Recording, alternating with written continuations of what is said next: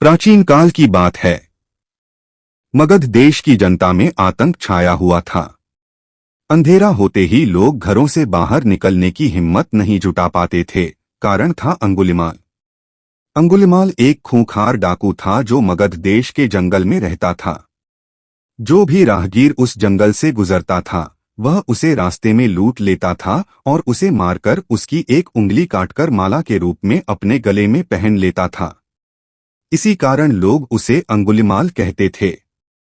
एक दिन उस गांव में महात्मा बुद्ध आए।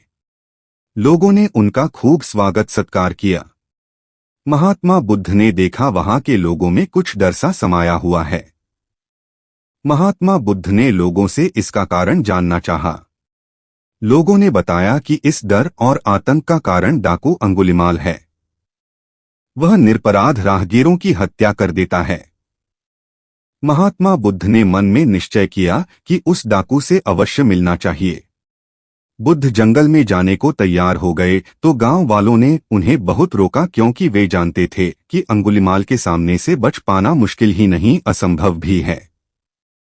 लेकिन बुद्ध अत्यंत शांत भाव से जंगल में चले जा रहे थे। तभी पीछे से एक कर्कश आवाज कानों में पड़ी, ठहर जा, कहा जा रहा है। बुद्ध ऐसे चलते रहे मानो कुछ सुना ही नहीं।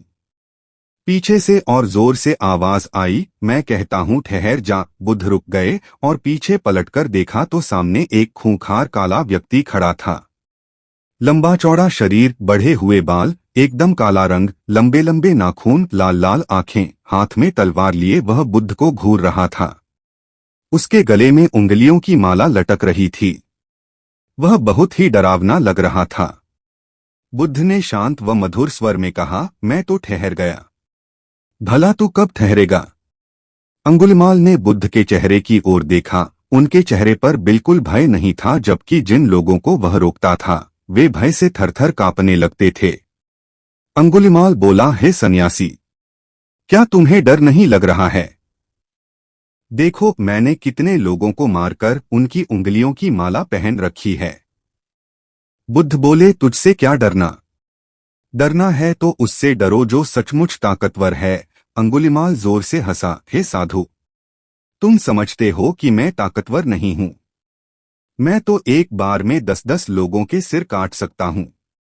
बुद्ध बोले, यदि तुम सचमुच ताकतवर हो तो जाओ उस पेड़ के 10 पत्ते तोड़ लाओ। अंगुलिमाल ने तुरंत 10 पत्ते तोड़े और बोला, इसमें क्या है? कहो तो मैं पेड़ ही उखाड़ लाऊं। महात्मा बुद्ध ने कहा, नहीं, पेड़ उखाड़ने की जरूरत नहीं है। यदि तुम वास्तव में ताकतवर हो तो जाओ इन पत्तियों को पेड़ में जोड़ दो। अंगुलिमाल क्रोधित हो गया और बोला, भला कहीं टूटे हुए पत्ते भी जुड़ सकते हैं? महात्मा बुद्ध ने कहा, तुम जिस चीज को जोड़ नहीं सकते उसे तोड़ने का अधिकार तुम्हें किसने दिया? एक आदमी का सिर जोड़ नहीं सकते तो काटने में क्या बहादुरी है?